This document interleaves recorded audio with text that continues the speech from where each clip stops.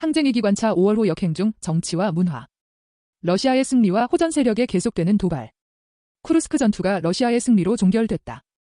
4월 26일 발레리 게라시모프 러군 참모총장은 푸틴에게 우크라이나 신나치로부터 쿠르스크 지역을 해방하는 작전이 완료됐다며 우크라이나 무장 세력의 총손실은 전사자와 부상자 7만 6천 명이 넘었다. 실제 적의 원래 전투부대 전체가 전멸했고 그 이상도 전멸했다. 7,700개 이상의 무기체계가 파괴됐다고 보고했다. 이어 특히 조선민주주의인민공화국 군인들이 쿠르스크 지역 해방에 참여했다는 점에 주목하고 있다. 이들은 양국 간 포괄적인 전략적 동반자 관계에 관한 조약에 따라 우크라이나군 전투 집단의 침략을 분쇄하는 데 상당한 도움을 줬다며 조선인민군 병사들과 장교들은 러군인들과 어깨를 나란히 해 전투 목표를 달성했으며 우크라이나의 침략을 격퇴하는 과정에서 높은 전문성을 보여줬고 전투에서 인내심, 용기, 영웅심을 보여줬다고 격찬했다. 푸틴은 쿠르스크 해방을 통해 러군이 다른 전선에서 성공을 거둘 수 있는 여건이 마련되고 신나치 정권의 몰락이 더 가까워졌다고 언급하며 러군인 지휘관들에게 축하를 전했다. 국방전문지 내셔널 디펜스 편집장 이고르 코로첸코는 쿠르스크 지역 해방에 대해 가장 중요한 정치적 사건이며 그 규모는 러와 우크라이나 간 갈등을 훨씬 능가한다. 우크라이나 문제에 관한 미와의 협상에서 러의 국제적 입지를 강화했다고 평가했다. 4월 28일 푸틴은 성명을 통해 쿠르스크 지역 해방에 기여한 조선 영웅들을 영원히 기릴 것이라고 강조했다. 푸틴은 우리 영토를 침공한 키예프 당국의 신나치 부대를 소탕하는데 조선인민군 구분대들이 적극 참가했다. 이는 국제법에 전적으로 부합되며 2024년 6월 19일부터 러시아 연방과 조선민주주의인민공화국 사이의 포괄적인 전략적 동반자 관계에 관한 조약의 문구와 정신에 따른 것이라고 언급했다. 이어 조선의 벗들은 연대성과 정의감, 진정한 동지애로부터 출발해 행동했다며 김정은 위원장 전체 지도부 조선민중에게 사의를 표했다. 4월 28일 러매체 스푸트니크는 조 러동맹의 미래에 대해 분석했다. 우선 드미트리 페스코프 크렘린궁 대변인이 언급한 대로 조선의 군사 지원을 제공할 수 있으며 돈바스 재건에 조선 건설업체들이 참여할 것으로 예측했다. 러국가통계청이 2024년 조선 GDP 성장률을 4.3%로 예상했는데 제재를 딛고 발전할 것이며 우주 핵에너지 전략자원 등의 공동개발 연구와 천연자원 농업 분야의 교역이 활발해질 것으로 봤다. 4월 30일 두만강을 건너 조러를 잇는 육교 착공식이 열렸다.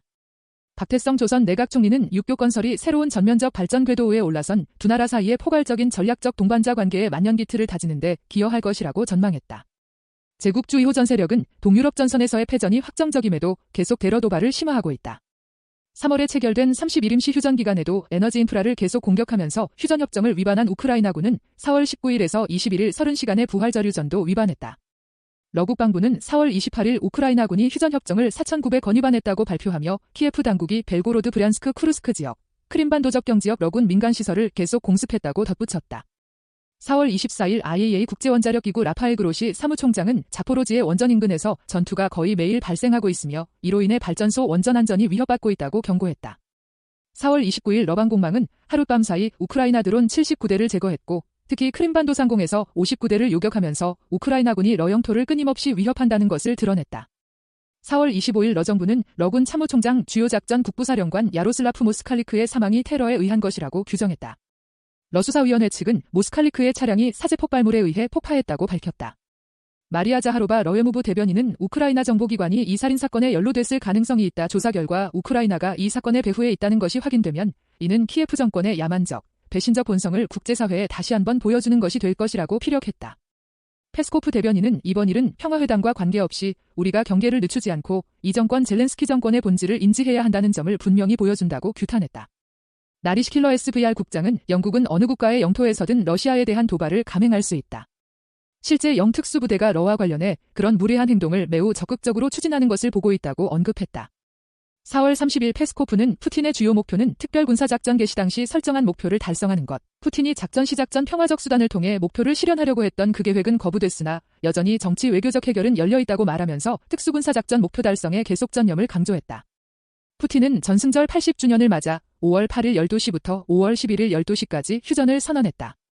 이에 로디온 미로슈니크 러웨무브 특사는 4월 30일 자신의 소셜미디어에 지난 24시간 동안 전선 지역에서의 우크라이나 공격으로 민간인 40명이 부상당하고 최소 2명이 사망한 것을 지적하고 모든 수단을 동원해 대화를 방해하고 또 다른 긴장 국면으로 치닫게 하려는 욕망을 보여준다며 전승절 기간 적대 행위를 중단하겠다는 러의 평화주의적 제안에 대한 피해 굶주린 정권의 돌진에 불과하다고 규탄했다.